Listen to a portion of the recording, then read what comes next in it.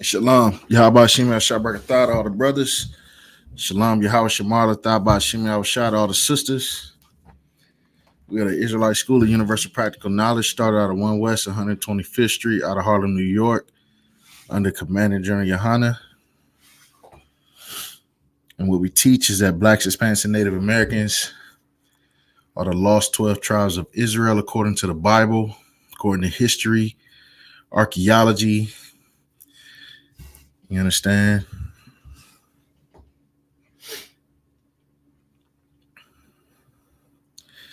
If you got any questions, go ahead and type them into the chat.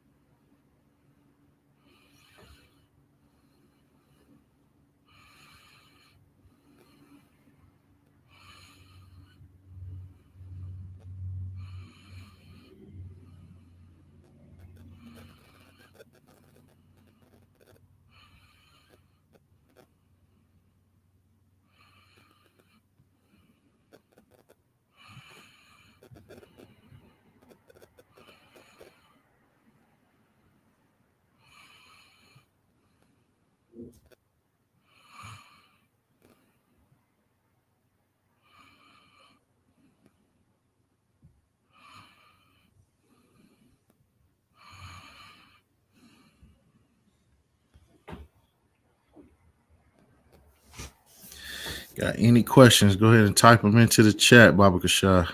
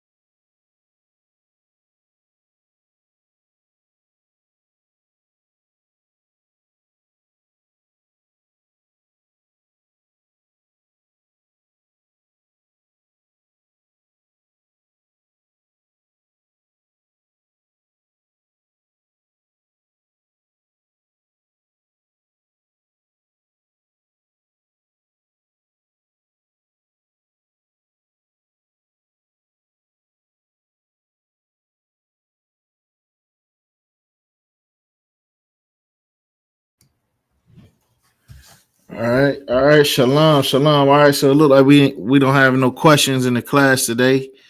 Um, is that you? All right, most high in Christ. All right, so we're just gonna get right into it. You know what I mean? So the topic of today's class, we talking about um, the migrants coming from South America. You know, and I see a lot of videos online. A lot of people have opinions about what's going on with the migrant crisis. The Christian church is so diabolical because they a lot of them are pushing that narrative amongst black people that the government is giving money to the migrants that they could be giving to black people. But I mean, at the end of the day, like what money have they ever given to black people? You know what I mean? Can you think anything, Kalazai, you ever got, your 40 acres and a mule or anything like that? You got you some reparations you ain't tell the brothers about? You know what I'm saying? There ain't no money coming to black people, man. You know what I'm saying? Ain't no money coming to black folks. You know what I'm saying? So they using this narrative to say that money could be going to the hood. That money could be going to this, could be going to that, could be starting up black businesses and this and that and blah, blah, blah, blah. You know what I mean? And turning a back on, the whole idea of why our brothers and sisters are even coming to America. You know what I mean? In the first place. You understand? Because here's the thing about the migrants, right? When the migrants come into the country, when Chinese, because Hispanics ain't the only migrants coming into the country. You got Chinese migrants coming into the country. You got Arab migrants coming into the Palestinians. You understand? And when these different groups come into the country, they have systems in place to where they could come into the country and just get with their people. You know what I mean? They got a whole city in New York. You ever heard of Chinatown? You ever been to Chinatown? Wow. Man, listen. I was provoked to jealousy the first time I went to Chinatown. You know what I mean? I was thinking in my head, like, my goodness. I've never been in New York. It's my first time ever going to New York. You know what I mean? First time in Chinatown. And I'm sitting there in Chinatown. I'm just thinking in my head, like, a Chinese man can leave China, come to Chinatown, come to America, go to Chinatown, don't ever have to learn English, don't ever have to get a citizenship, and can make a good living and have a place to live and, you know what I mean, and live a decent life right there in Chinatown. Don't never have to leave Chinatown. You know what I mean? He can get a job driving a Chinese bus. You know what I mean? Them Chinese buses flipping over every couple of weeks, killing everybody on the bus. You know what I mean? But they can come over here and they have, like, I believe the general brought it out the other day, where every other culture, they could come in to America and just assimilate into their people. They can just graft themselves into their people who are already here. But our people don't have that. They don't do that. You understand? Our people, and the reason being is because, our people are under the witchcraft of being divided. You're looking at our own brother and hating our own brother. You know what I'm saying? And so the thing is that, what I'm going to bring out today is, a situation that I brought out before. But so I like to bring it out because it highlights, like, because you got to think, like, what would make a man pack up his entire family and leave a country that he loves and travel a path where there's about an 80% chance of dying on that path just to get to America? Like, what would provoke a man to do that? Go ahead. You got a question? So like, if I may. Mm. And then I think every major city has a Chinatown. Yeah, they really do.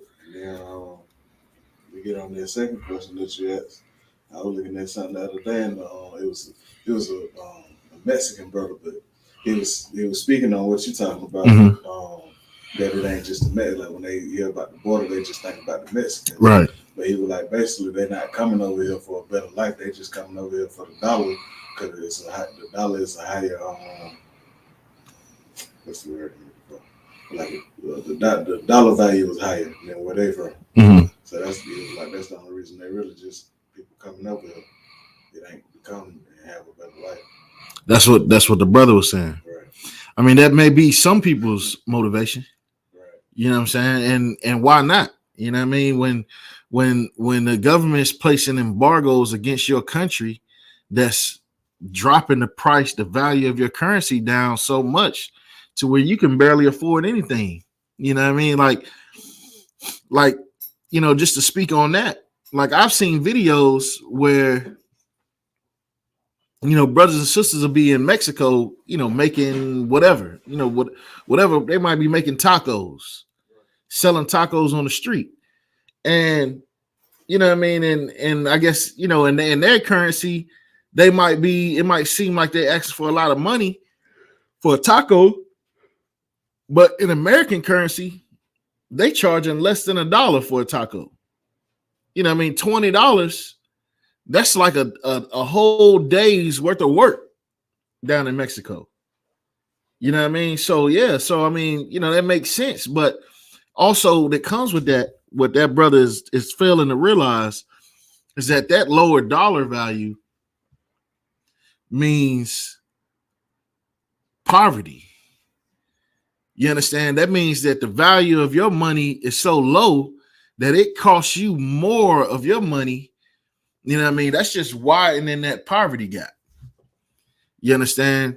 So, you know what I mean? But you know what I mean? Like I said, there might be some that come for those reasons, but there are many more that come for reasons far more dark and twisted than a peso.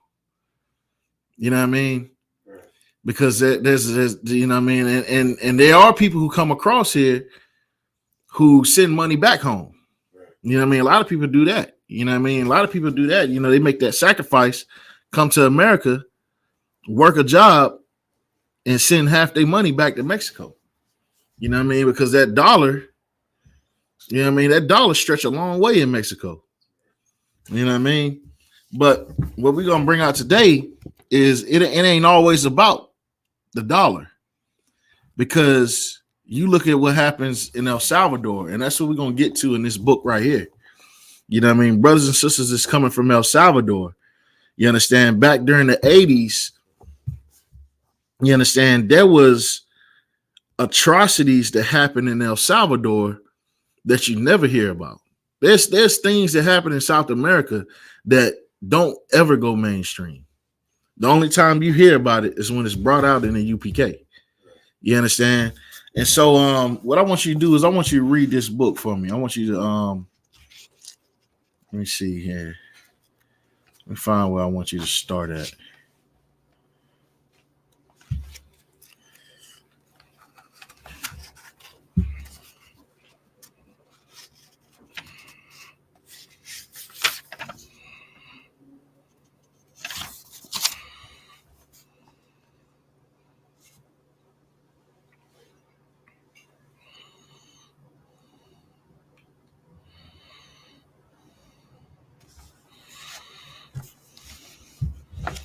Give me 1 second, man.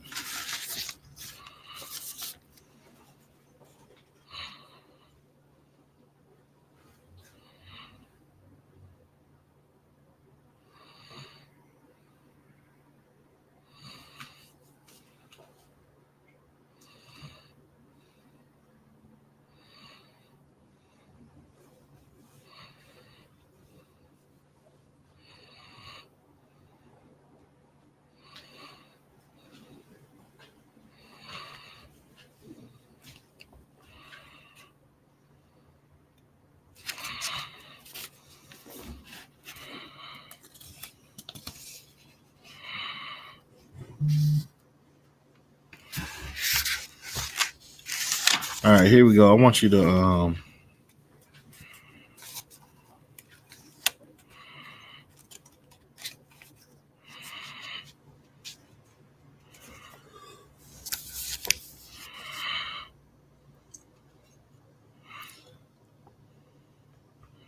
I want you to start right here.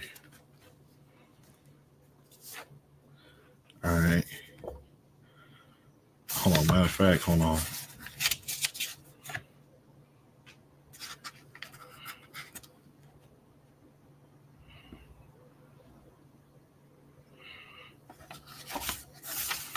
Matter of fact, I want you to read right here. I want you to start right here. And read the title of that book real loud.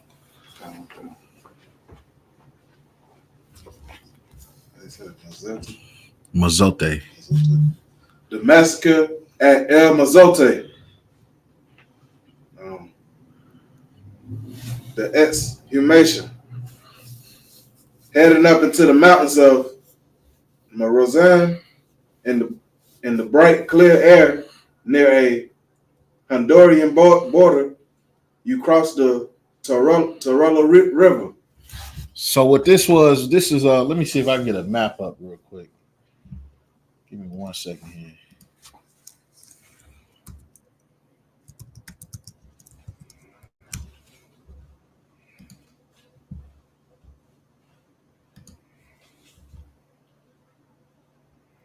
Hold on.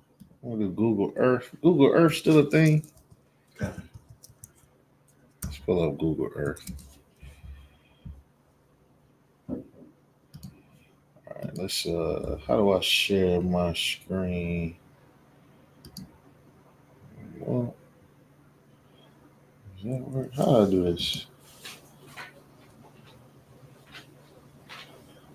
Let's see.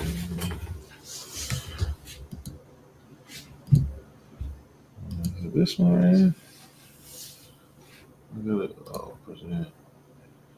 All right. Oh, share screen. All right, well. Share Google Earth. All right, boom. Explore Google Earth. All right, now I gotta figure out how to use this thing. Uh-oh. All right, here we go. All right, where we at? Where's Honduras?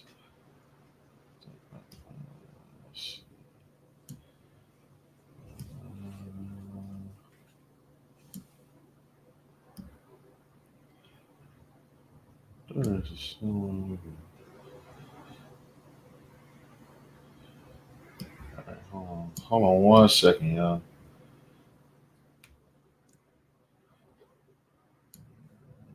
Okay, here we go.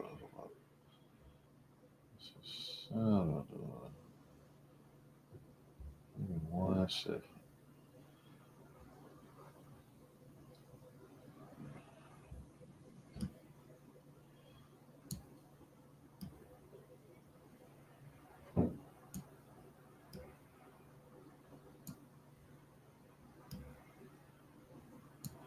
Oh, can't you search this thing? Okay, here we go. Let's find El Salvador.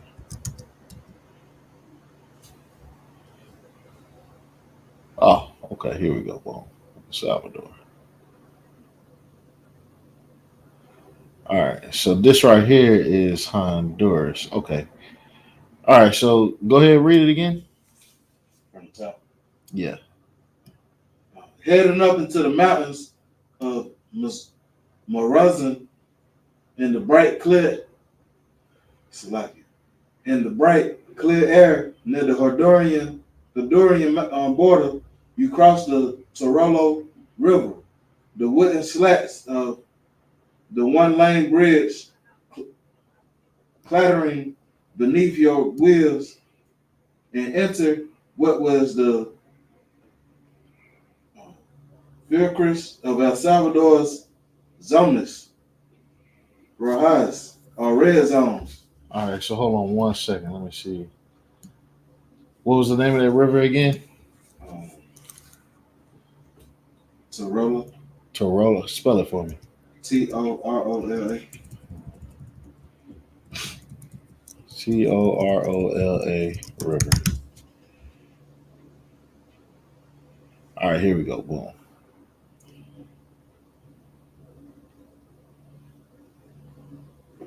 All right, this is where we at. Right around in this area.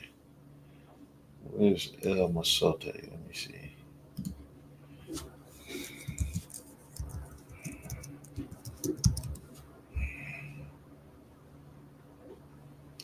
All right, this is El Masote. All right, go ahead and read it. As as as the military officers knew them during a decade of civil war, and after climbing for some time, you take leave of the worn blacktop to follow for several miles of bone jarring dirt track that hugs a mountainside. And soon you will find among ruined towns and long abandoned villages that are coming slowly, painfully back to life. A tiny helmet, by now little more than a shattering of ruins that is being rapidly reclaimed by the earth. Its broken at though walls cracking and crumbling and giving way before an onslaught of weeds, which are fueled by the rain that beats down each afternoon and by the fog that settles heavily at night in the valleys. Nearby, in the lone, depopulated villages, you can see stringings of life. Even in Arambala, a mile or so away, with its broad grassy plaza bordered by collapsed buildings and dominated where once a fine church stood by a shell pocket bell tower and a jagged adobe arc looming against the sky. Even here, a boy leads a brown cow by a rope. A man in a billed cap and blue jeans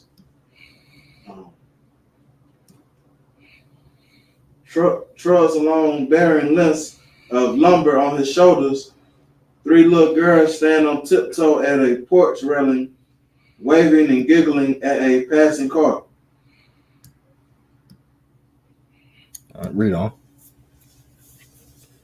But follow the stony dirt track, which turns and twists through the woodland, and in a few minutes you enter a large clearing, and here all is quiet. No one has returned to El Mazote. That's how you pronounce it. Yeah, El Masote. El Mazote, empty as it is, shot through with sunlight, the place remains as a young guerrilla, yeah. who had patrolled here during the war, told me with a shiver. So what they're saying is they're traveling through South America, through El Salvador, right? And they're coming up on this town, El Mazote, this small town right here. This is a small town. Like when you look at it, like I live in a small town. And this town right here is like a neighborhood compared to the small town that I live in. You understand?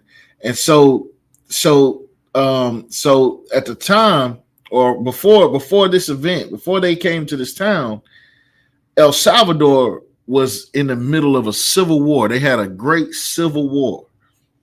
And this civil war was between it boiled down to the government of El Salvador wanting to join American democracy, adopting the American dollar, and becoming like I guess partners with America. And you had the people that did not want to join with America. They did not want to join with America because they knew that by joining America, it would lead to the destruction of their people and their culture. You understand? So what he's saying is he ran into a gorilla along this path. He bumped into a gorilla. And he's asking him what happened at this town. And read it again. What happened with the gorilla? And by gorilla, I mean soldier, not like a monkey person. You know what I mean? This was a soldier that that fought on the, I guess you would call it, the rebel side of the Civil War. It said, as a young guerrilla who had patrolled here during the war, told me with a shiver. With a shiver. So this is a soldier that when he's asked about what happened here, he reverts back to that day, right, to the memories of what happened, and he starts to shiver. This is after the Civil War then ended, and he's thinking back of the horrors that he saw. And this is a soldier, and you know, soldiers, they see all types of things in war. You see all types of death and destruction in war, but not like these guerrillas did. Read on. Spooky, scary, dreadful. After a moment's gaze, half a dozen battered structures, roofless, doorless, windowless, half engulfed by underbrush, resolved themselves into a semblance of pattern. Four ruins off to the right must have marked the main street, and a fifth the beginning of a side lane, while an open area opposite looks to have been a common through no church can be seen. And that's right here. That's what this is right here. You know what I mean? This right here was a monument that was built in commemoration of those brothers and sisters that of the massacre that happened at El Masote. That's right here where it says Monumento a la Víctimas de El Masote. Go ahead. Only a red knoll, a sort of earthen platform nearly invisible beneath a great tangle of weeds and brush. Into this quiet clearing in mid-October 1992, a convoy of four-wheel drives and pickup trucks rambled. Now, what you're seeing here in this picture, what they're describing in this book, they're describing this to be like a ghost town, like a Call of Duty map. Like everything's just destroyed and overgrown with plants and vegetation because almost all of the people in this town were wiped out. You understand? And this whole town was just vacant. Now, what you're seeing here, all of this has been built up since the 80s. This is since the 80s that they built all of these structures. You know what I mean? They still have the same roads. Like this right here was the main road coming through the city, coming through El Masote. You understand? And the church, and this right here was kind of like the city center. And that's where the church was. Read on.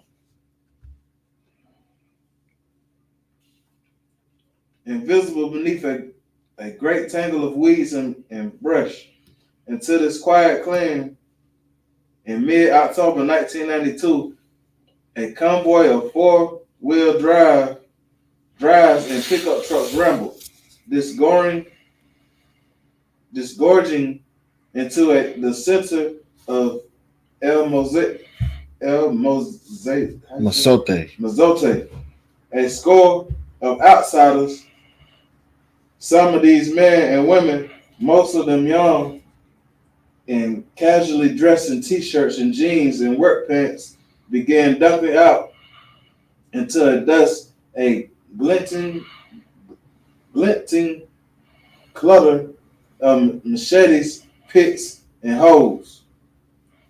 Others gathered around the hill lot, consulted clipboards, and notebooks and maps poked around in the man-high bush. Finally, they took up machetes and began to hack at the weeds, being careful not to pull any, lest the movement of the roots disturb what lay beneath. So what they're doing is they're basically exploring this town to see what happened, because you going through the wilderness, and they're traveling through this zone, and they're coming up on this town, and they're like, what happened here?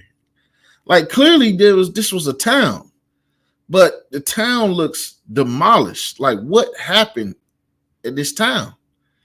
Read on. So they're clearing out some of the brush at the city center where this church was.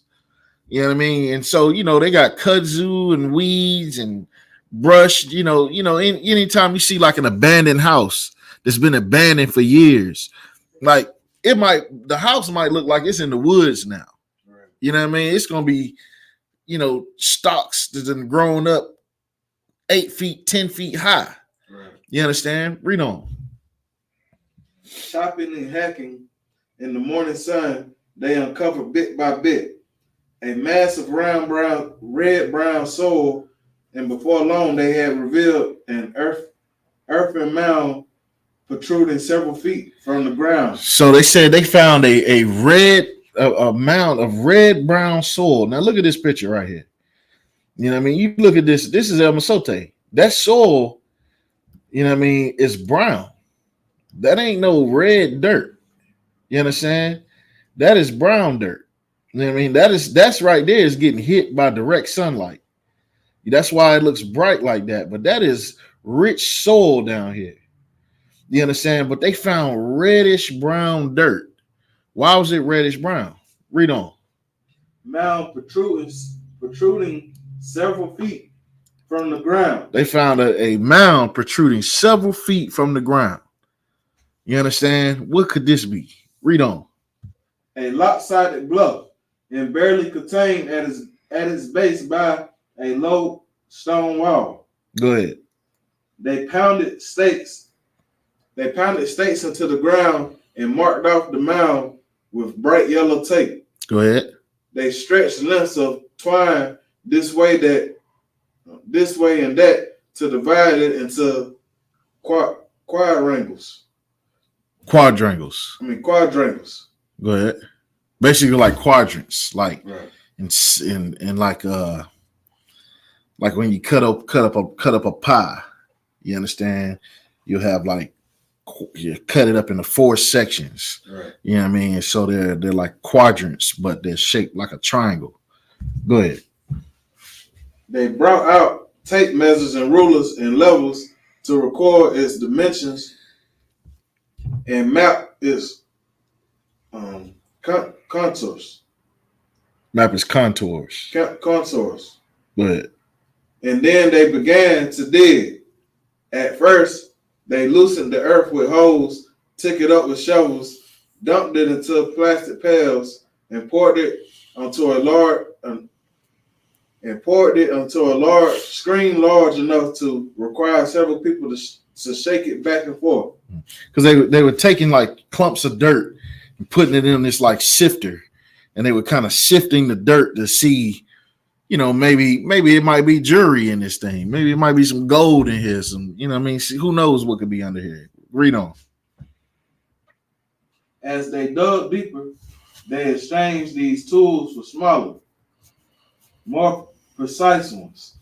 Hand shovels, throwers, brushes, dustpans, screens. Slowly. So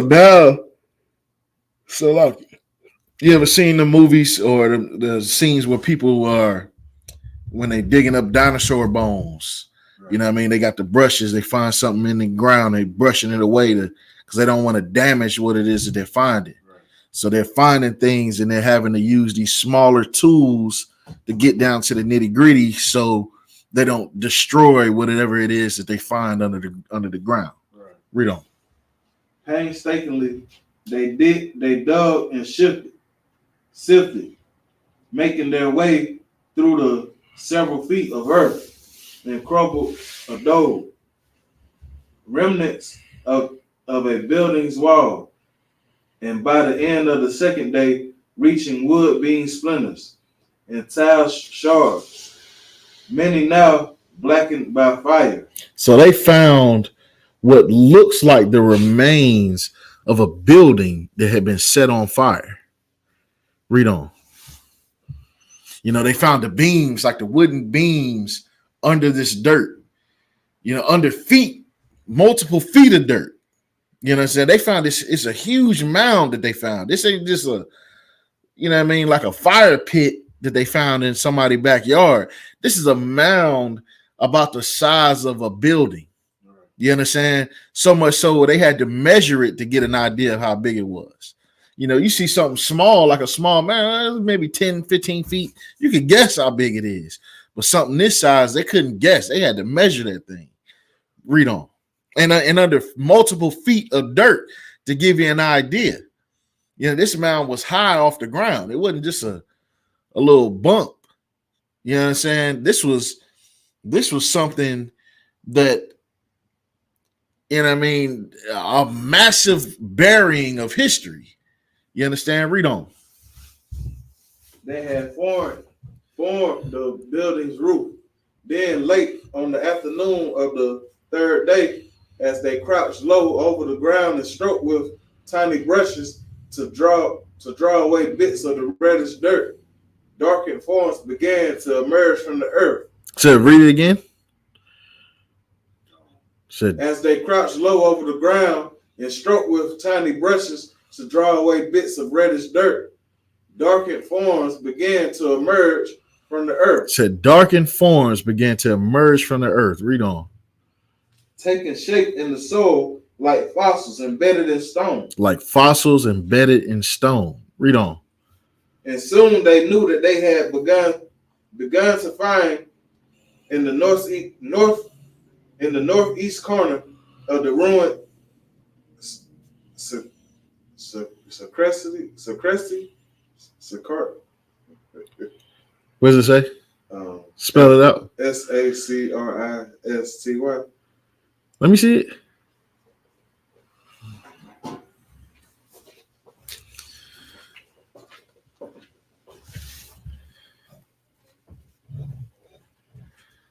Sacristy. Mm. Sacristy. The church of Santa Caterina of El Masote, the skulls of those who had once worshipped there. All right, read it again. Read it nice and slow. Okay. As they crouched low over the ground and stroked with tiny brushes to draw away bits of reddish dirt, darkened forms began to emerge from the earth, taking shape in the soil like fossils embedded in stone. So they starting to discover the bodies that was under this mound. Read on. And soon they knew that they had begun to find in the northeast corner of the ruined sacristy of the church of Santa Caterina. So that would have been like kind of like right up in this area. Like right around this area is where they kind of found it. Read on. Of El Mazote.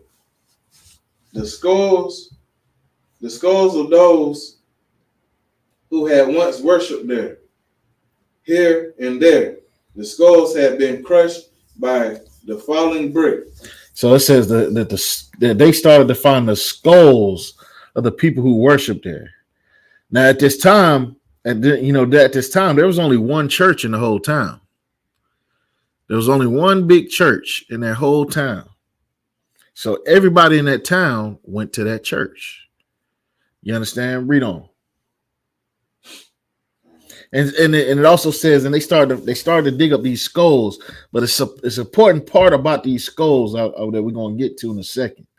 But it's saying that these skulls were crushed because what the building that they were in, the church, they were in a church that had been set on fire.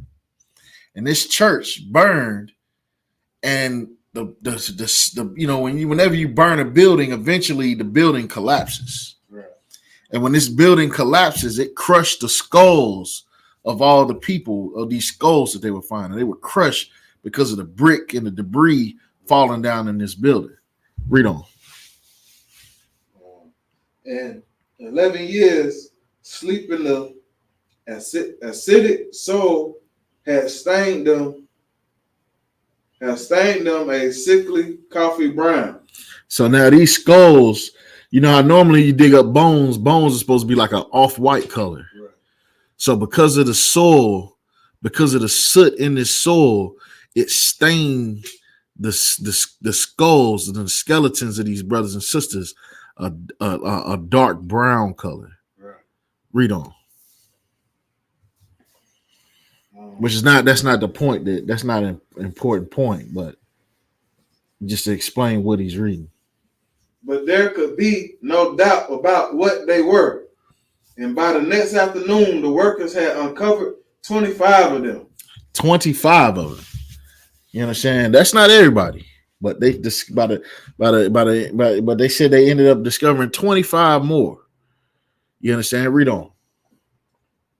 And all but 2 were the skulls of children. Read that again. And all but 2 were the skulls of children. And it says, out of these 25 skulls that they found, all but 2 of them were children. You understand? All but 2 of them were children. Now, this is just the beginning. This is just telling you what they found. They're still putting the pieces of this thing together. You understand? So they dug up this earth, and they was like, they were just traveling through, and they seen what looked like a destroyed city. They were like, wait a minute, what happened here? They asked a guy about it. Turns out he used to be a guerrilla on patrol in this city, and he almost broke down and had a panic attack talking about it.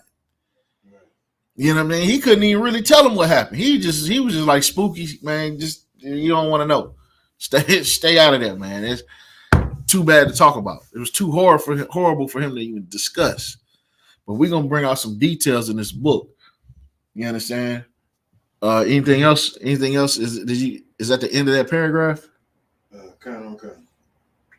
All right, let me see that. Let me see that. All right, so all but 2 of them skulls that they found down there were children. You know what I mean? And this right here, I don't know if we can show this on this camera. You think we can show this on camera? I don't think we can show this on camera. Let me see. Let me see here. I'm going to show y'all something on camera real quick. All right, show them this picture right here. Just hold that picture up to the camera. Get it closer. All right, so this right here, that is a picture of what they saw when they were digging up these bones. And that right there, you see that one right there where the hand is reaching over and brushing? That is a child. That's a child right there. Those are all children right there. You understand? And that child, and see what they're doing. And if you look at it, that child, all of those bones are crushed. The chest, the ribs, the hip bone, the jaw bone, the face bone, all of these bones are crushed. These skulls are caved in. You understand? These skulls are caved in. Now, keep in mind, they've only dug up one corner of this mound so far. Right. And just in this one corner, they discovered 25 bodies of children. You understand? And these right here, these are the children that were crushed by the debris of this fallen building. You understand? Read on. Matter of fact, hold on, let me see that. Let me show you where to read at the next part.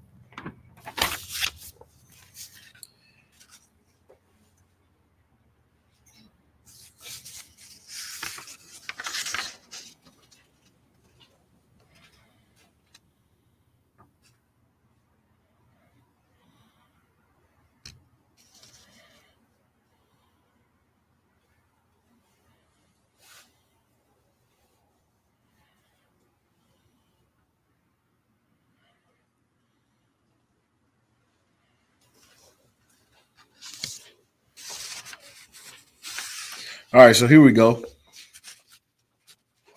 So this right here, I want you to start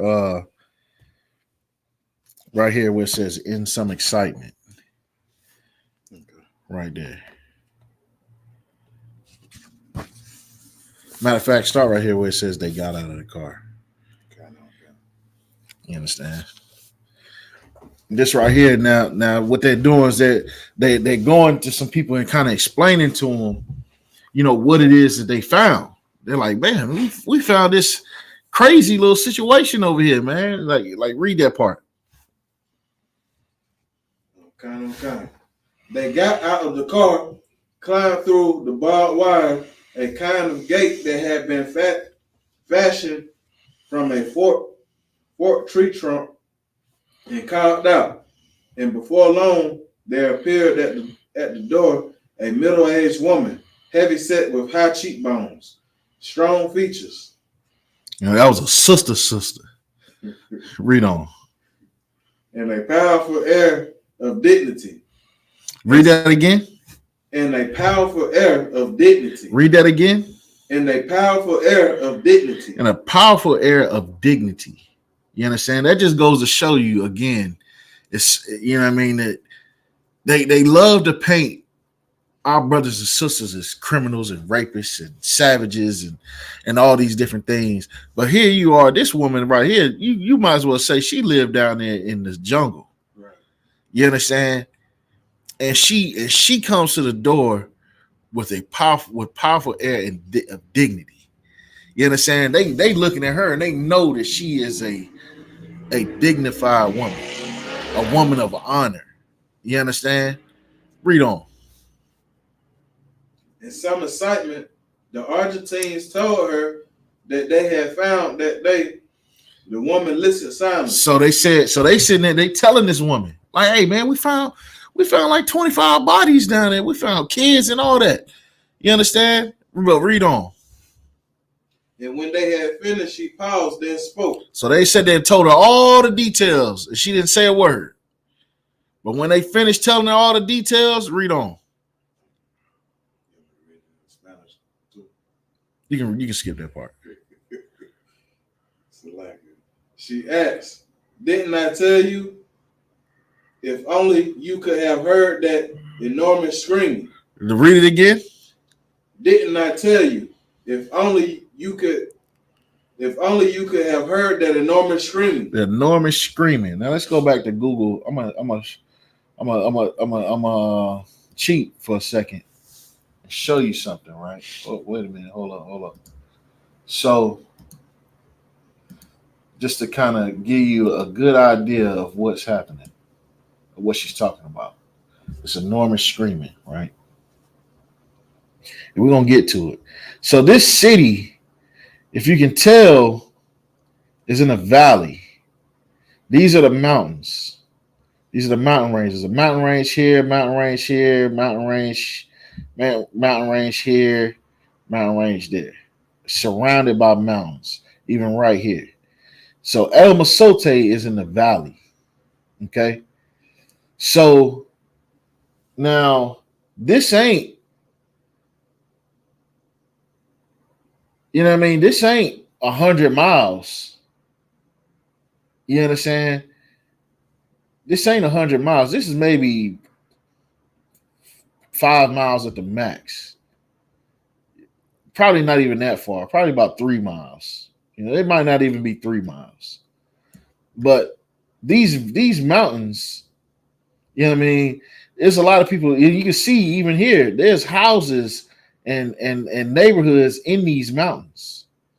So people lived in the town and they also lived in the mountains. And this woman lived in the mountains. You understand? And what she's saying is, she said, if you could have only heard the horrible screaming. You understand? So she's talking about the screaming. Now, why were they screaming? Because they was getting burned alive. You understand? They were down here in this valley, right here, in this spot right here.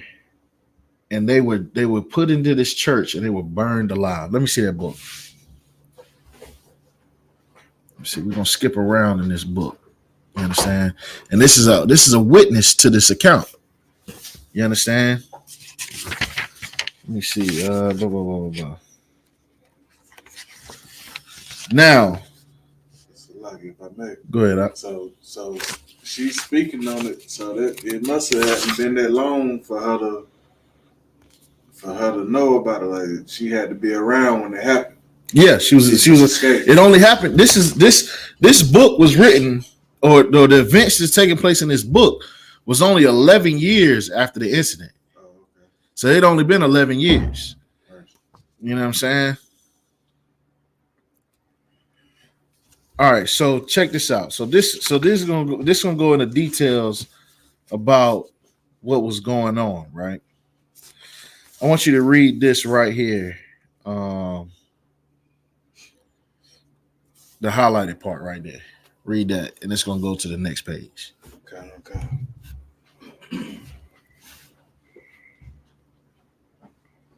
In the United States, the free press was not to be denied. El Mazzote was reported. Rafuna's story was told. The angry debate in Congress intensified. But then the Republican administration, burdened as it was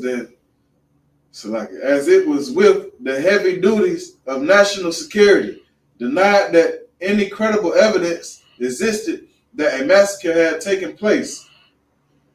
In the Democratic Congress, after denouncing yet again the murderous abuse of the Salvadorian regime,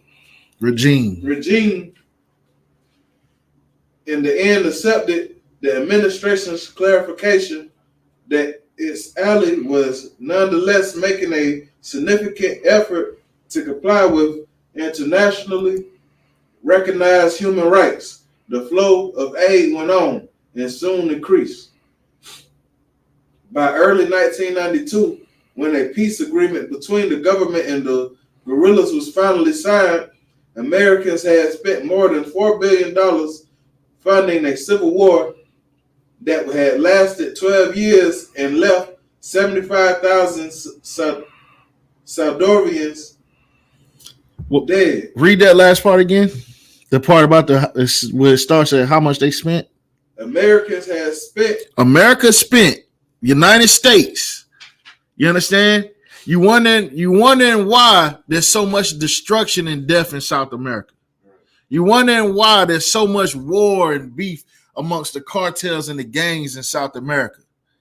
You wonder why there's all this murder going on, or unaliving going on in South America. You understand? Meanwhile, America funded a civil war between just one country, just one part of a tribe. Right. They turned them against each other. You understand? Read on. And this right here, this is a kick. Where that heathen that used to harass us in class? I see he ain't in here tonight. What's his name? Willie Dynamite. What was his name? Well, I wasn't Willie Dynamite. It was Wayne's World. Where Wayne's World at when you need him? Because he talk about you can't blame our oppressor for Native Americans going to war against each other. Meanwhile, we got a clear example right here of our oppressor funding a war between the Salvadorian government and the Salvadorian guerrillas. You understand? Read on. How much they say they spent? Americans had spent more than $4 billion. More than $4 billion. $4 billion. You understand? And you talk and black folks mad because you know what I mean, the government letting Hispanic migrants sleep in a homeless shelter. You understand? Meanwhile, that same government that you mad at, they paying $4 billion to let them unalive each other in South America, like the Hunger Games. This is real life Hunger Games. You understand? Read on. Funding a civil war that lasted 12 years. A 12-year long civil war. 12 years long. Read on. And left 75,000 Salvadorians dead. And unalive 75,000 brothers and sisters. But here's what they don't tell you is that most of them numbers was children. Most of them numbers of them brothers and sisters that was unalive during the Civil War was children. Go ahead. So like if that's because they knew that they probably had most of the children and the mothers all together while the man was out fighting. Right. Well,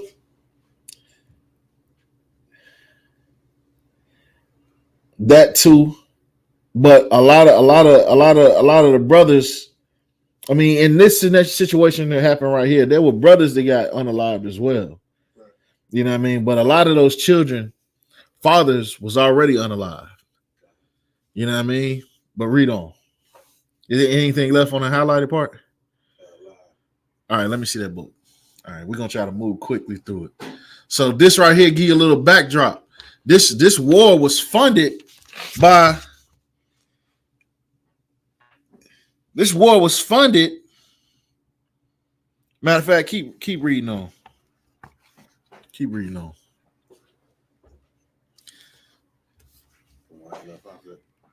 Yeah. By then, of course, the bitter fight of El Mazote had largely been forgotten. Washington had turned his gaze to other places and other things. So what did America do? America they know about what happened in El Mazote. And you know what they did? Turned and looked at other things. We're going to pretend that ain't happened. You know what I'm saying? Because that was their ultimate goal anyway. You know what I'm saying? They just want to, they want to get control of this country and unalive as many people as they can to stomp out any potential rebellion. You understand? Even in the future. You understand? Read on. And guess what? Nobody cried over the El Salvador. Nobody cried over El Salvador. Nobody said anything about raising money for the children in El Salvador. Nobody, I ain't never heard nothing like that growing up. You know what I'm saying? I didn't even hear about it on the news growing up. You understand? Now this was really covered up until the 90s. They discovered this incident and exposed it. You understand? Read on. For most Americans, El Salvador had long since slipped back into obscurity.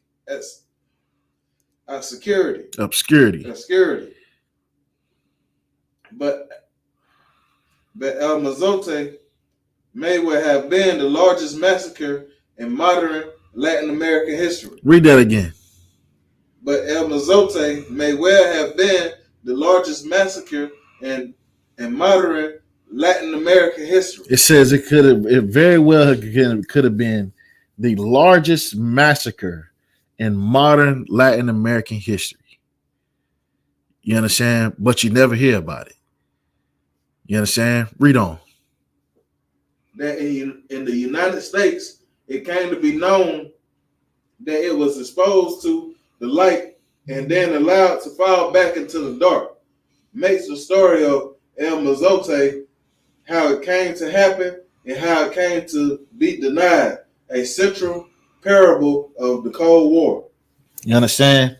So they knew it happened and then they denied it happened. And then they went and dug up the bones. You understand? Let me see that book. Try to move through it. You understand? Let me see here.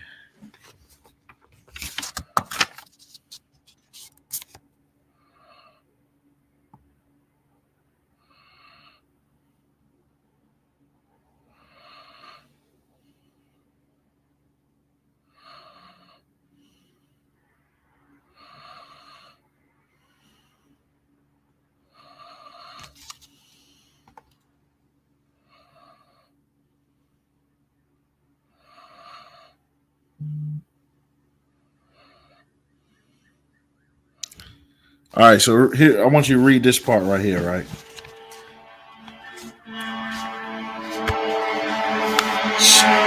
Start at the beginning of this page, right? Read that. Okay. Real quick.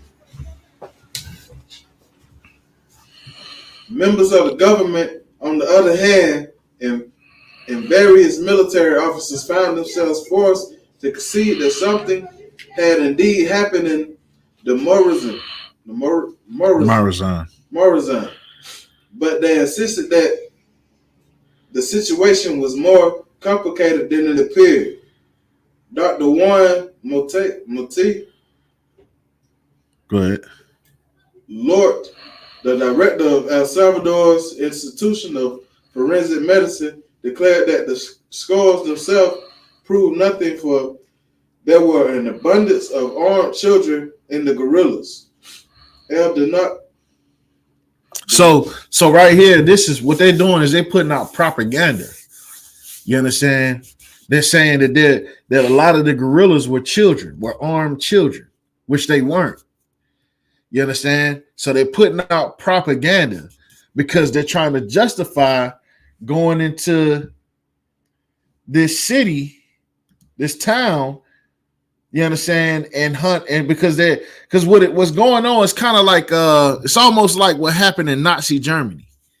Like they were going around looking for the Jews and they were knocking on people's doors and they were going to different towns thinking that this town is harboring Jews and things like that.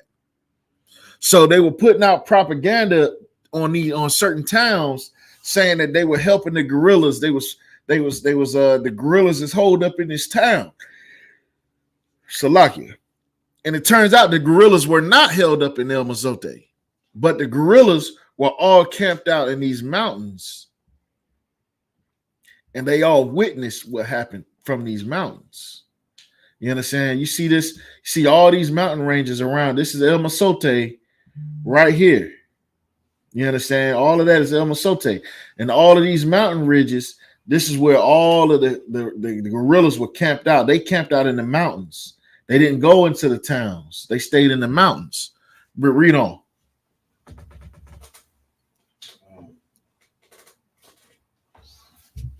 El Rio de Hoy and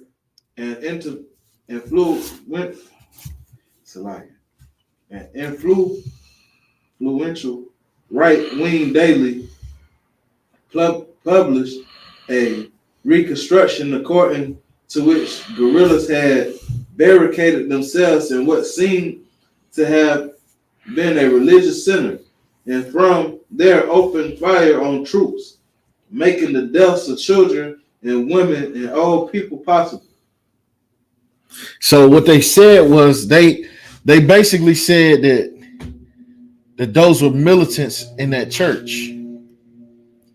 You understand? They're saying that those were the guerrillas, the rebels that was in that church. And that's why they buried the bodies, because there wasn't no guerrillas in there. It was children and women and old people. You understand? Read on. President Christini's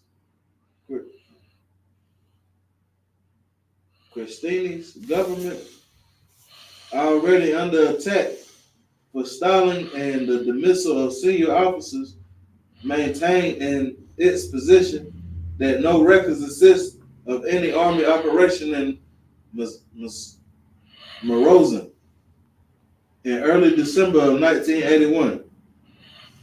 You understand? So this right here, this propaganda gave them precedence to go in here and raid these churches in these towns. You understand? Let me see that book.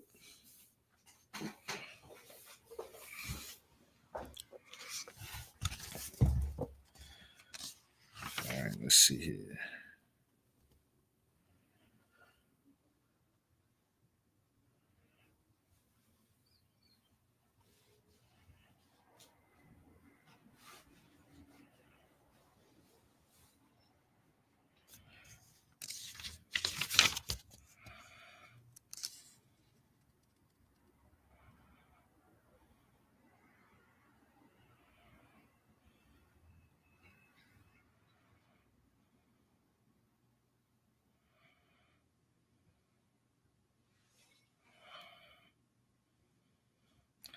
All right, so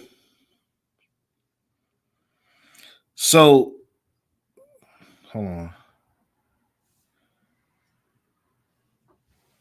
All right, so they put out the propaganda that the guerrillas was in El Masote. You understand? And when they put out this hold on, here we go. Hold on.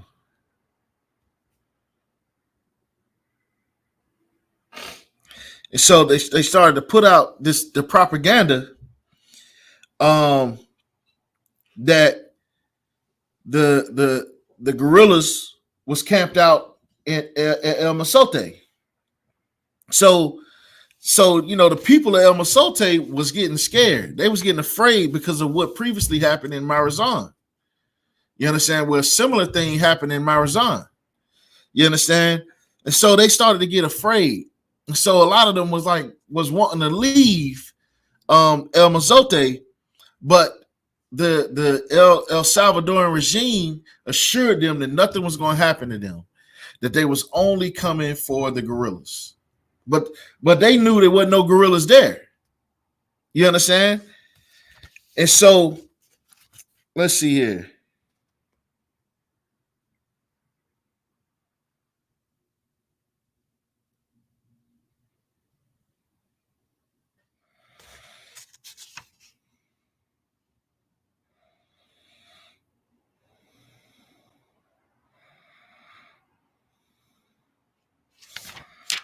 Hold on 1 second.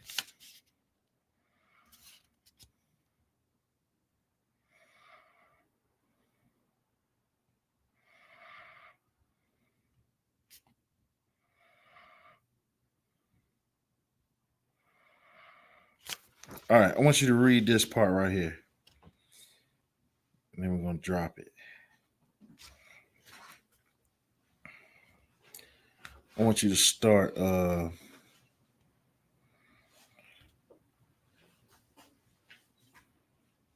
want you to start right here. In the streets that day. In the street that day. Okay. All right. So they done put out this propaganda, but read on. Okay. In the street that day, these words of Marcos Diaz set off a debate. Sometimes people wanted to head for the mountains immediately, for the war had likely been coming closer to the hamlet. Only the week before, a plane had dropped 2 bombs near El Mazote, damaging it one-room school, and though no one had been hurt, the people had been terrified. A lot of people wanted to leave. There was a lot of fear. Rufina Amaya told me when I visited her in November 1992, and a few people did leave. My godfather left with his family. My children were crying. They said, "Mama, let's go." But Marcos Diaz, a man of influence, had put his prestige on the line, and he insisted that his neighbors would be safe only if they stayed in their homes. So this right here was a prominent man, you understand, well known in the town of El Masote, you understand, who made a bad call. Right. He said, man, we going to be straight. Ain't nobody going to bother us. We good. You know what I'm saying? We covered by the blood of Jesus. You understand? Meanwhile, bombs is dropping all around the town. Right. You understand? But this brother, you know what I mean, foolishly following Christianity and believing that he's sanctified by the blood of Jesus in his Catholic church. You understand? He's saying that that the people are not going to be harmed. His neighbors ain't going to be harmed. You understand? But he was sorely wrong. Just like how that pastor was sorely wrong by thinking letting Dylan Roof come up in that church was the right idea. You understand? Read on.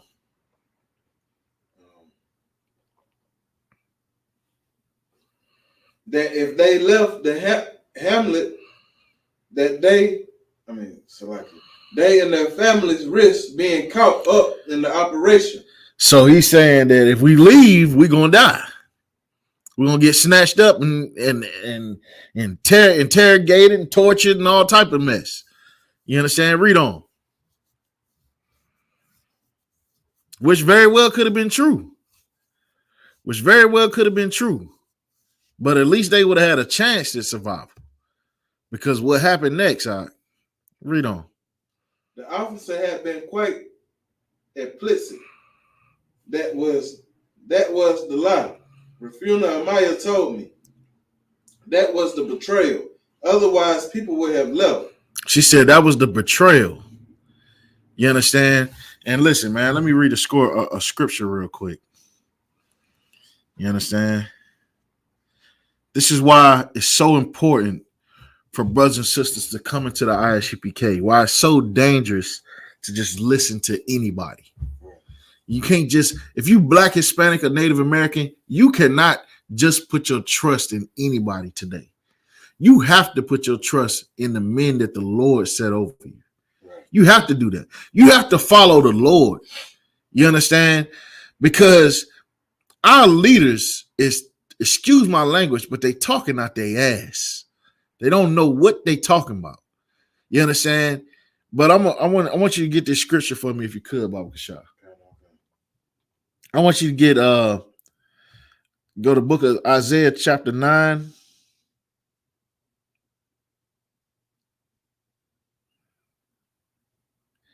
And start at verse 16. Okay. Isaiah 9 and 16. For the leaders of this people caused them to err. Read that again. For the leaders of this people caused them to err. For the leaders of this people caused them to err. You understand? This man was a leader in this town. Say he was a prominent figure. He was a leader in that town. He was very influential. Influenced the whole town to trust in him and trust that they're gonna be safe. You understand? Meanwhile, they kids is like, hey man, mama, man, we need to go ahead and slide, man. Right. You understand? Listen, man. When your kids tell you we got to go, mama, let's go, it's probably wiser to listen to your kids than some fool standing out some rich man standing out in the street with a suit on. Right. You understand? It's probably wiser in that day to listen to your children than to listen to some idiot standing out in the town telling everybody to relax while bombs is dropping all over the neighborhood. You understand? Read on. Okay. And they that are led of them are destroyed. Read that again. And they that are led of them are destroyed. And they that are led of them are destroyed. Now it's not only this brother's fault that that this massacre happened. It's not only this brother's fault. It's also the leaders that decided to side with America. You understand? When our leaders decided to side with America, that caused a division amongst the nation of the country El Salvador. Right. That caused a division down there. You understand? And that division, you had people that stood with America and people that stood with their own people. You understand? They divided us in El Salvador. And it caused a great bloody war down there in El Salvador that you don't hear about. Who have you ever heard about the El Salvadorian Civil War? You never heard of it. I heard about the guerrillas though, but I didn't know that this is where it came from. Well, this was a part of it. You understand? There was a larger network of guerrillas all through the 60s, the 70s, and the 80s. Right. You understand? There was a large network. I can't remember the name that they called themselves, but their actual fight was inspired by the Bible, much like how the Haitian Revolution was inspired by the Bible. You understand? I can't remember I can't recall the name of it. I can't recall the name of it, but I think they actually talk about it in this book, but I can't recall the name of it. But it says but the scriptures say for the leaders of this people cause them to err. That was an error that those brothers and sisters made to listen to this brother and think that they're gonna be safe. You understand? You know, brothers and sisters losing their lives left and right. You know, the whole country in civil war. They already putting out the propaganda that y'all got guerrillas in the town. What you think about to happen? You understand? Read on in that book. In the end, Marcos Diaz Prestige decided the issue. Though the debate went on that afternoon and until the following morning, most of the people of Amazote finally accepted his assurances. So most of the people in El Masote, in this town right here, most of the people that live here decided to trust this man. You know what? He's smart. He got 10 million followers on Instagram. You know what I'm saying? He rich. He got the Bentley, got the grill in his mouth. You know what? I'm gonna listen to him. You know, he rapping, he going platinum. He featured on everybody track. You know what I'm saying? His music all over TikTok. You know what? I'm gonna listen to this guy. You know what I mean?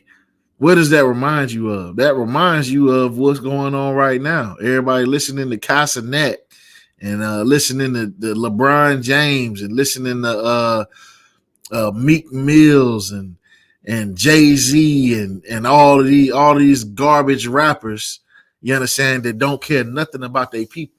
They just want to be heard saying something profound. You know what I'm saying? Read on. They had seen soldiers before. After all, soldiers often passed through on patrol and sometimes brought supplies in El Mazote. Only the month before, soldiers had come during an operation and occupied Chingo and La Cruz, two hills overlooking the town. And though the people of El Mazote could hear mortars and scattered shooting in the distance, the soldiers had not bothered them. In the crazy quilt map of northern Morazan in 1981, where villages belong to the government or to the guerrillas or to neither or both, where the officers saw the towns of hamlets in varying shades of pink and red. El Mazote had not been known as a guerrilla town. So what he's saying is it was a lie. El Mazote was not known as a guerrilla town. Right. They wasn't known to have guerrillas there. You know what I mean? The troops had been there before and would never know guerrillas there. You understand? But read on. The army spent a lot of time around here. Rafuna told me we all sold them food. If the soldiers was looking to find guerrillas, that was fine with us because we didn't have anything to do with them. See, so they didn't pick a side. Right. You know what I mean? They was even feeding the troops. You understand? They was feeding the troops. You understand? But read on. And the guerrillas knew about our relations with the army. The guerrillas knew, the soldiers knew, northern Morazan during the early 80s was all a very small world, in which identity or the perception of identity often meant the difference between living and dying. The El Mazote in the late 1981 was not a guerrilla town, is a fact central to Rafuna's story and lies at the heart of the mystery of what happened there. And though it is a fact, one that almost everyone from the zone affirms, it seems to have nonetheless been a slightly more complicated fact than Rafuna makes out. As in many other communities in northern Morazan, the people of El Mazote were struggling to keep their balance in the middle of the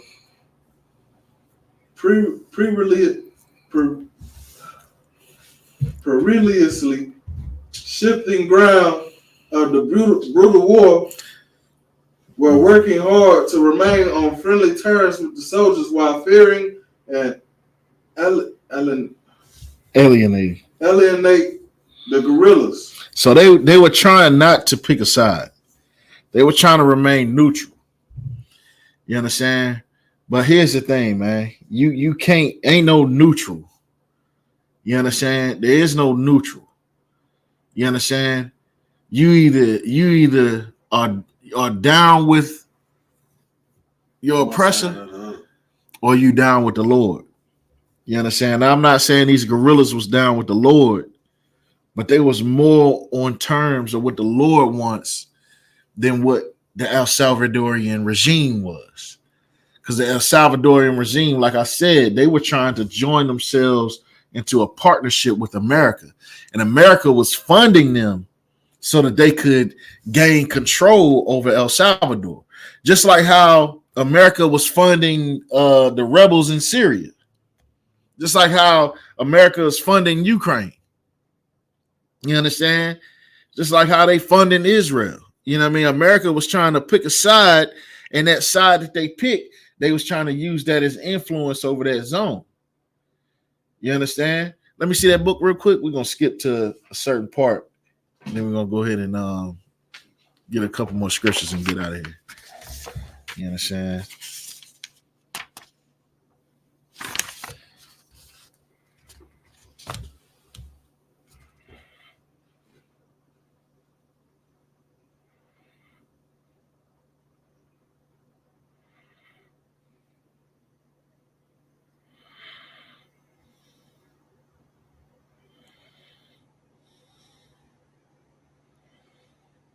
All right, read this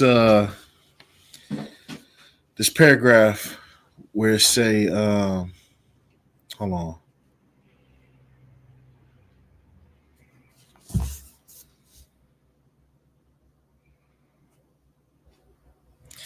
Start where it says that very afternoon.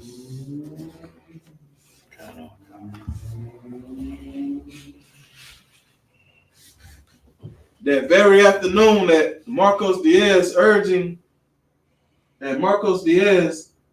people fanning out from the hamlet into the outlying districts to spread the word that one and all should come to El Mozote. So what it's talking about is they were all gathered together right here in the center of town in El Mozote. Go ahead. And they started to disperse back out into their homes. Go ahead. And quickly, for one, there would be, and quickly, for only there would be, select. For only there would they be protected. Marcos Diaz helped matters along by letting it be known that he will offer on a credit as much food and other supplies as the newcomers needed. He told them to spread the word that we will all eat here. Rufino says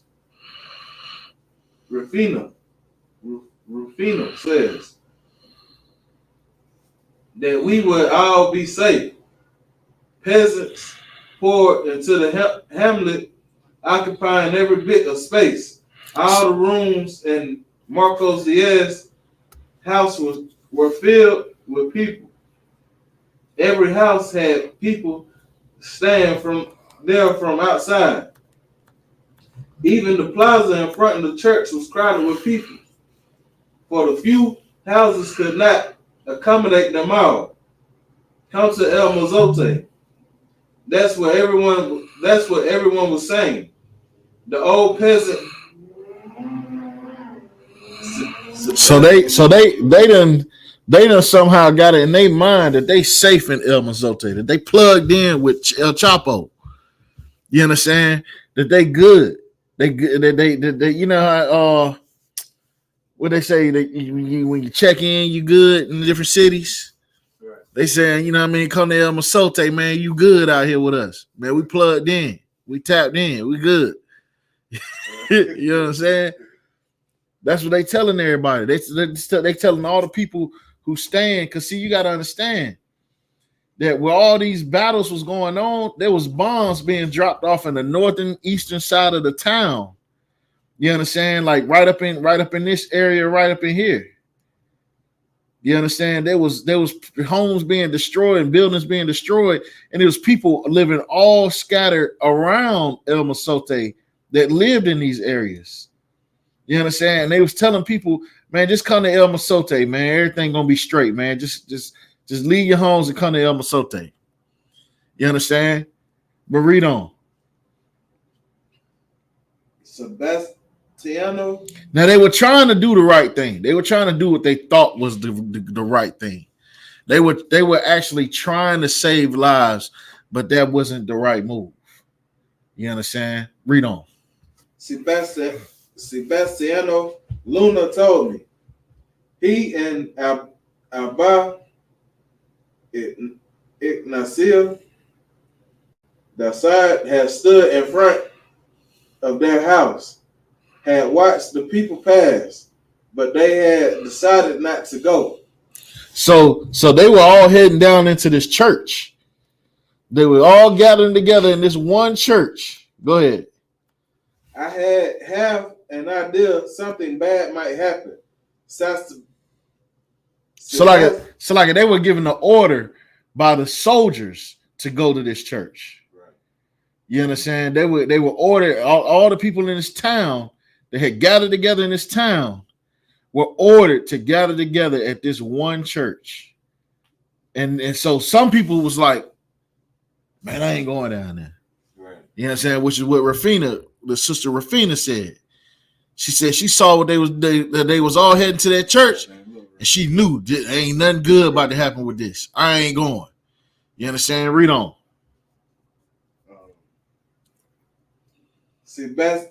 Sebastiano said, so I told her, nodding to his wife, you go if you want to. I'm staying. And I said, Abba, I said, no, I won't go without you. She was wise to say that. She was wise to say, you go, I'm not. If you go if you want to, but I am not. I'm staying. Go ahead. So like if I made that's that saying of if your gut tell you not to do something or your gut tell you that something ain't right, you better stick with your gut feeling. Right. Well, the Lord was with this sister. Right. You understand? The Lord was with this sister because the Lord put it on her spirit to not do that. Right. You understand? Read on. Because they'll ask me where my husband is. They'll say he's not here because he's a gorilla, and then they'll kill me. Mm-hmm. Either we both go or we both stay. So Sebastiano and Alba hid in the mountains above their house. So they said they hid in the mountains above their house. You understand? I want to show you how far away the mountains is. These are the mountains right here. These are the mountains. These are the mountains that they hid in. Right up here, this mountain range right here. You understand? They hid it right around in here. Is where they was at. Go ahead, read on. They saw soldiers pass by. So they saw the soldiers pass by. You understand? Read on. And saw a helicopter hover and descend. So they saw a helicopter hover over the town and descend into this town. You understand? And it flew right over top of this church. Go ahead. And later they saw thick columns of smoke rising from El Mazote. So they saw thick clouds of smoke rising from this valley. Now this is the valley. They in the mountains, miles away. And they can see this. And, you know, I don't know if you ever been to the mountains, but you know, when you're in the mountains, like say if you go to a cabin, like go stay at a cabin in the mountains, you can see the whole city in the valley. They could be 15 miles away and you see it clear as a bell. You see everything down there. You understand? They saw a column of smoke coming from that city, like a volcano in the valley. You understand? Read on.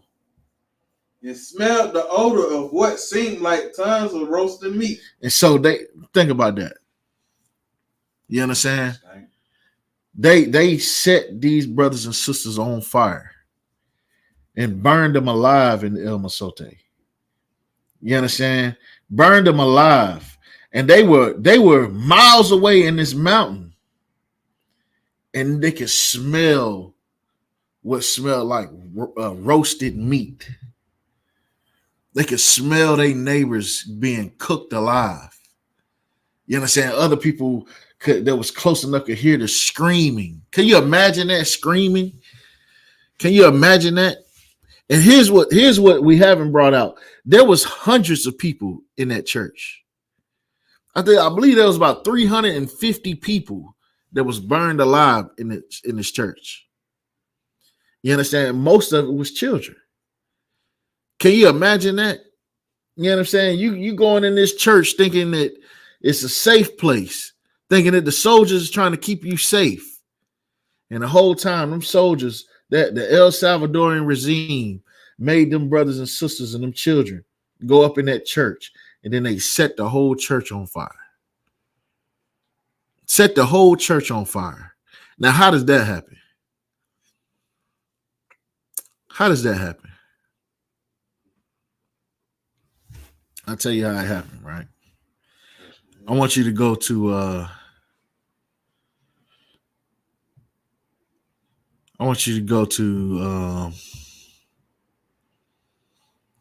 Matthew 6 and 24, Baba Kashar. Matthew 6 and 24. Mm-hmm. This is why in the UPK we say that we have to separate from America. You understand? Because and this right here just goes to show all you Christians out there that think that you can love black people and love their oppressor. How you gonna love the oppressor? You understand? Because guess what? The oppressor don't love you. He don't love El Salvadorians. Want to know how I know? Because he spent $4 billion helping them to unalive themselves. You understand? Ain't no telling how much money they invested in the war on. Matter of fact, let's do that. Let's look that up real quick. How much money? Get that scripture while I'm looking this up. Yeah, go ahead and read it. Matthew 6 and 24. No man can serve two masters, for either he will hate the one and love the other. Oh my goodness. Go ahead, Doc. For else he will hold to the one and despise the other. Ye cannot serve God and mammon. Read that again. Read it again from the top. Okay. Matthew 6 and 24. No man can serve two masters. It says no man can serve two masters. You understand? No man can serve two masters. No man can serve two causes. You understand? No man can be hot and cold. No man can be blood and Crip. No man can be America and Russia. You know what I mean? No man can be Israel and Palestine. For you gonna either love one and hate the other. Read it again. Okay. No man can serve two masters, but either he will hate the one and love the other. So if you serve two masters, you gonna like to think of the two things that's in your that you say you love. You say you love oppressors, and you say you love El Salvador. For you gonna hate one of them, you gonna hate, right, and you gonna love the other.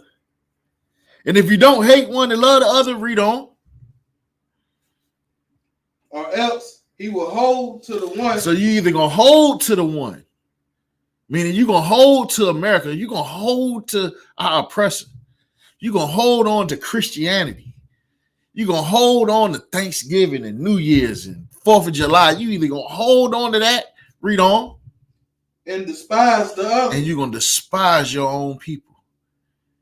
You're going to despise every Mexican, every El Salvadorian, every Puerto Rican you see come across that border. You're going to despise them because you serve two masters. Because you're trying to serve two masters. You're trying to say you love America, but yet you love your own people. That's an oxymoron. You can't do that. Right. You know what I'm saying? You can't add one and subtract one and come up with a number. You know what I'm saying? 1 plus 1 minus 1. Hold on. 1 plus 1 minus 1 is 1, right? 1 plus 1 equals 1. 1 minus 1 equals 0. You know what I'm saying? Now you back to 0. You can't add and subtract. You know what I'm saying? You just gonna be a 0. Yeah, 1 plus 1 is 2. So like, yeah, 1 plus 1 is 2. My math, I ain't go to school for math. I'm a priest of the Lord, not a mathematician. You understand? But you can't serve two masters. That's in the Bible. With the same Bible that you say, God say love everybody. The Bible say you can't love everybody. Say you can't do that. Because this right here is an example of what happens when you try to love everybody. The El Salvadorian government, guess what? They tried to love America. They tried to love America, and in the act of loving America, they massacred their own blood, their own children. They massacred their own just to try to stop the guerrillas, and did it so horribly. They cooked them and then buried them. Buried it. They buried it and tried to cover up the evidence. That's what America spent $4 billion on in El Salvador. You understand? America has spent $4 billion hating El Salvadorians. Well, guess what? If you black, guess what? America spends $51 billion annually in a war on drugs. $51 billion a year in a war on drugs. Drugs that they bring into the country, $51 billion. And you worried about the couple million they giving to the Hispanic tribes that's trying to avoid being burned alive by their own people, that's trying to love America. You trying to love America while America's, listen, the war on drugs. Hold on, man. Listen, hold on 1 second. $51 billion a year in the war on drugs. Hold on.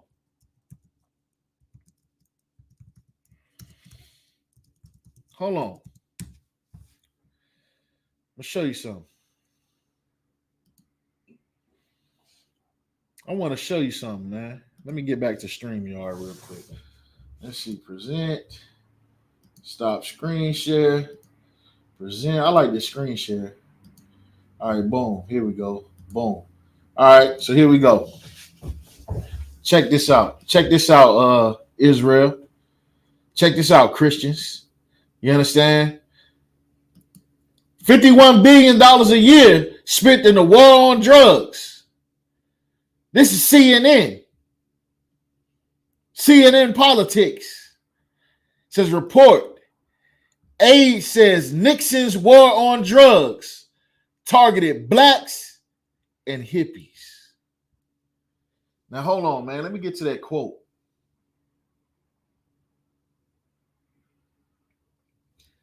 Hold on.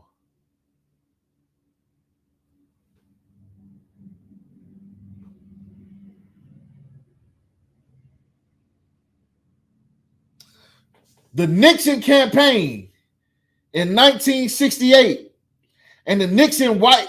Listen, man, when we say the white man is the devil, man, listen, there's a reason we say that. Because they are the devil the Bible speak of, man. You understand? And when we tell you to separate from them, we are telling you this out of love.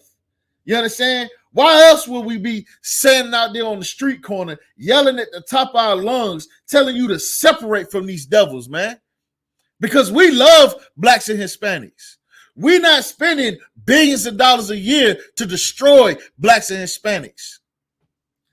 Read, this said the Nixon campaign in 1968 and the Nixon White House after that had two enemies. the anti-war left, and black people.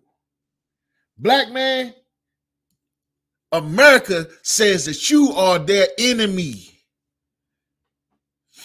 America says you are their enemy. And you want to love your enemy. You got, hold on. Give me 1 second, Doc.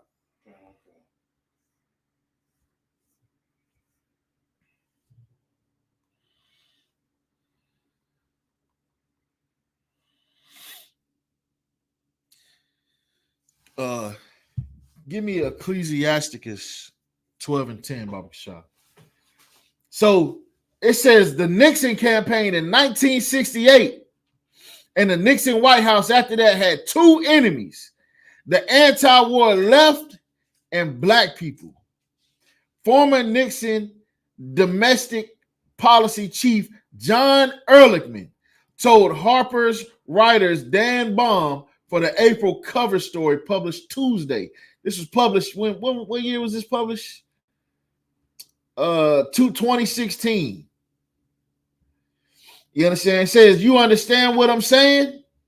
We knew we couldn't make it illegal to be either against the war, because you have a right to free speech.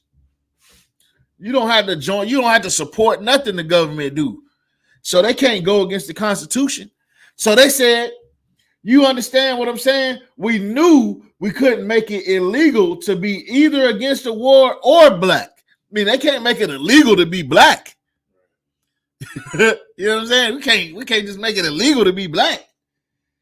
You understand? But by getting the public to associate the hippies with marijuana and blacks with heroin, and then criminalizing both heavily, we could disrupt those communities.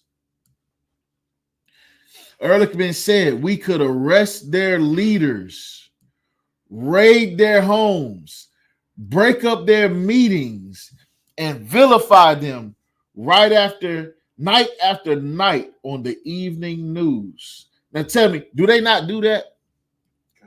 Do they not do that? Have you noticed that every time a black person is talked about on the news, they show a mug shot? Have you ever noticed that, Kalataza?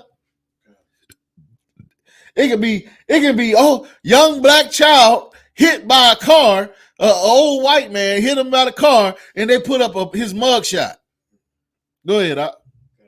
Most of the time, and then they bring, it could be like how you said, he could have got hit by a car and they got everything wrong that he did in his past. Well, he was a criminal, wasn't he? Didn't he used to rob people on Southside? You know what I'm saying? Didn't he used to sell dope in the district? You know what I'm saying? It says, and vilify them night after night on the evening news. Hold on. Did we know we were lying about the drugs? Of course we did. Christians. Now, hold on. There's a quote he said I really need to.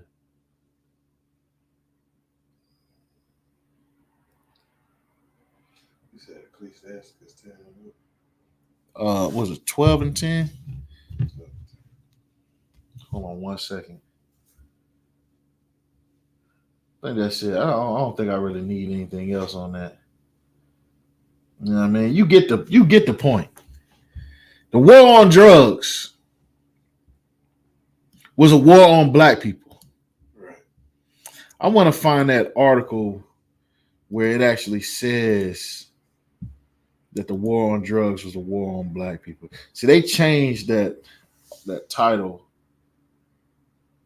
Hold on. Because originally it was war on drugs, a war on black people. Let's see.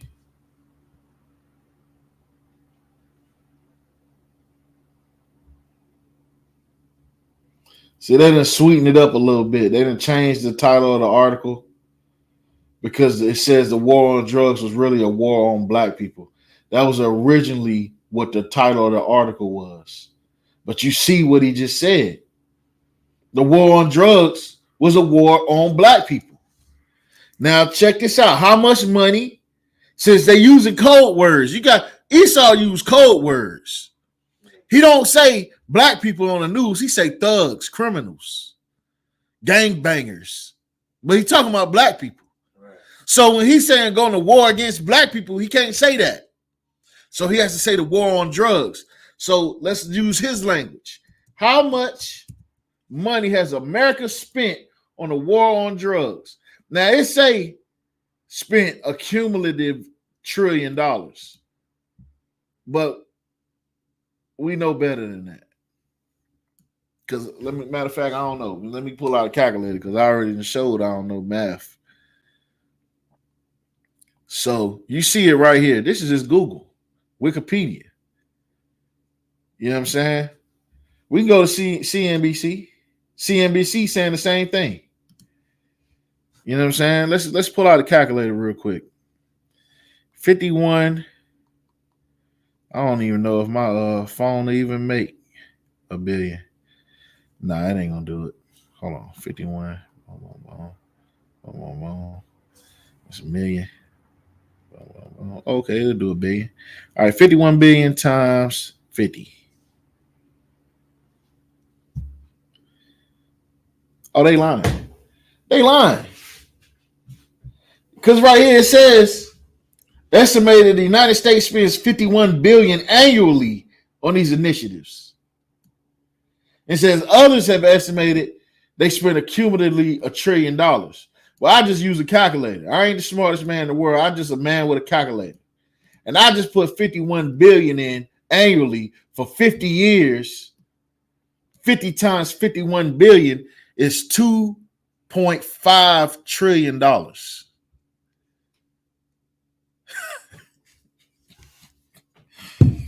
You know what I'm saying? And you're going to try to say we wrong for telling you to separate from these devils, man. You understand? I got one more scripture, man. Matter of fact, go ahead and read that scripture. Hold on, let me keep that up. Did I close that out? Yeah, I closed that out. Ecclesiastes 12:10. Never trust thine enemy. Read that again. Never trust thine enemy. Read that again. Never trust thine enemy. Now hold on, man. Let me get back to it. Let me go back to this article real quick. Hold on. Let me get back to this article real quick. All right, so this is out of America's. This is the government saying this. Nixon campaign in 1968 and the Nixon White House after that had two enemies: the anti-war left and black people. So guess what, black people? Whether you like it or not, America is your enemy, man. Whether you love them or not, America is your enemy. So now that you know for a fact that America is your enemy, what should you do? Read that scripture. We're going to see what the Bible says. What does the Bible say you should do with your enemy? Now that you know that this is your enemy, how should you operate? Read the scripture. Ecclesiastes, chapter 12, verse 10. Y'all keep saying y'all want to pull Christ, where Christ say, love thy enemy, forgive thy neighbor.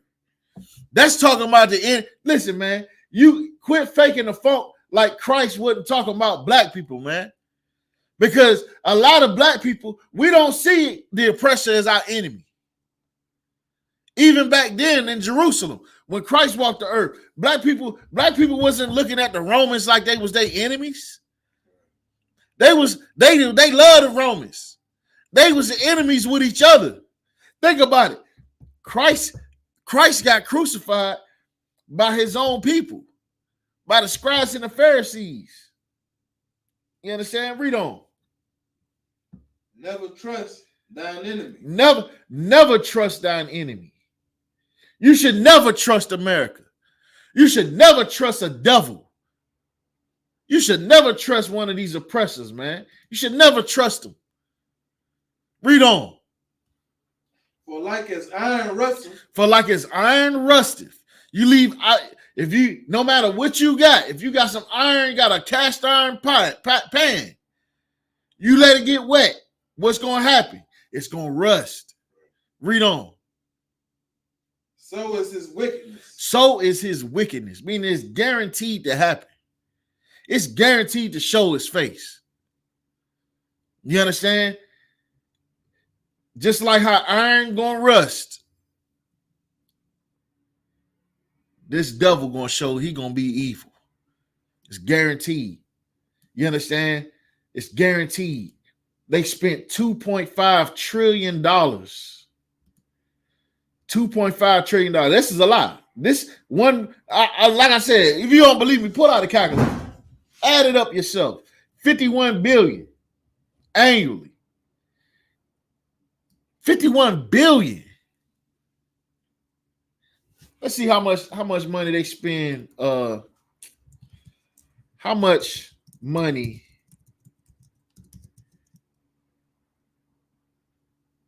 does the government feed the poor? How much money is the government? Come on now. Come on now. It says altogether the federal government spends about $1 trillion a year. $1 trillion a year. You understand? About $1 trillion a year. All right, no sweat. You understand? No sweat. Let's see what percentage of that money. Okay, only 19% of it goes to welfare. So it's 19% of $1 trillion.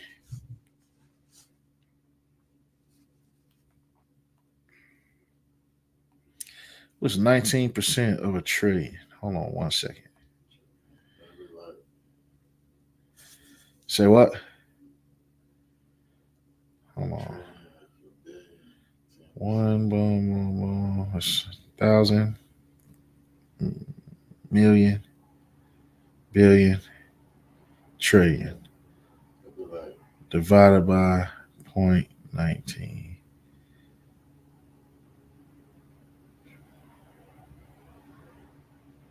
Hold up. Multiply by 0.19. Oh man, hold on. I fucked that all up. Hold on. Select it.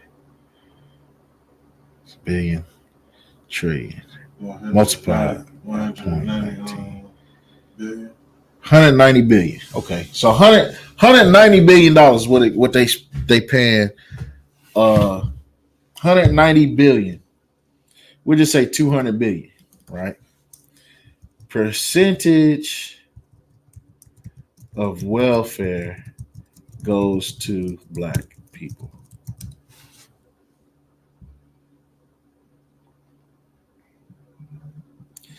%. All right, so 21%, multiply that by 0.21. 39 billion goes to black people. 39 billion. Right? Were it not for the war on drugs, America could give poor black people twice as much money. Twice as much. They can feed twice as many people. But you know why they're not feeding twice as many people? Because you are their enemy. You understand? And the scripture says never love your enemy, man. You understand? And with that, I'm going to pass the class over to Kalatazar. Huh? All right. That's what.